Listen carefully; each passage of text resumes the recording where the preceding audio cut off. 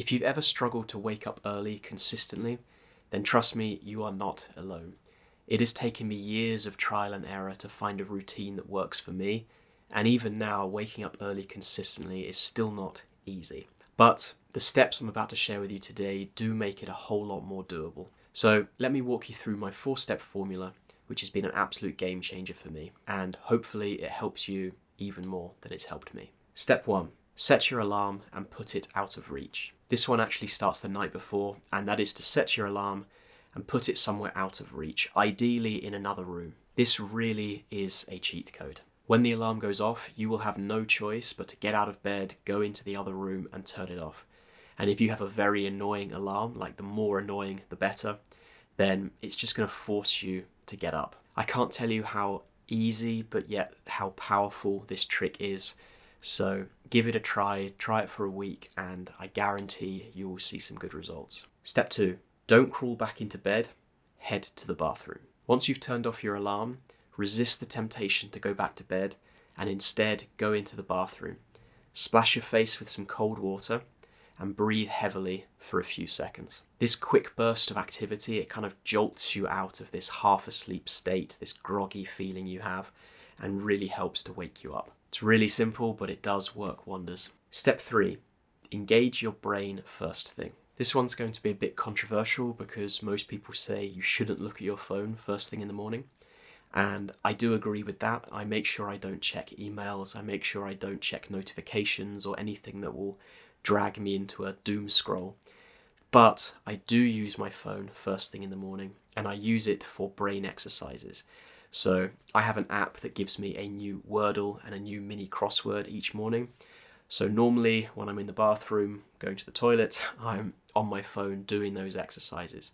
And once I've done a Wordle, once I've done a mini crossword, I am fully awake. It is way more powerful than a cup of coffee or anything like that. As I say, the trick is to avoid emails, to avoid social media or anything that will drag you into a doom scroll.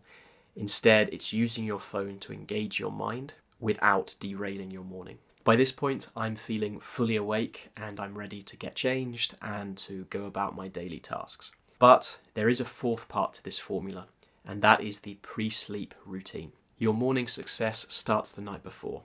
So take a few minutes before you go to bed and try and do some of the following.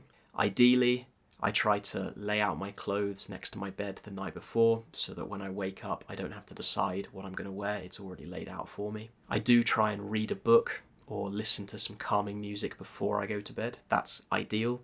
Quite often I am looking at my phone. It's a weakness, but if you can read a book before you go to bed, I find that it just calms me down and I do sleep better. And also if I can, I do try and create a cozy environment. So I make sure the temperature is right. I make sure the blackout curtains are closed and all that sort of stuff. Anything that's going to help me go to sleep faster and sleep for longer is going to be helpful, because the better night's sleep you have, the easier it will be to get up in the morning. Here are a few extra tips that are not essential, but do really help. Skip caffeine in the afternoon.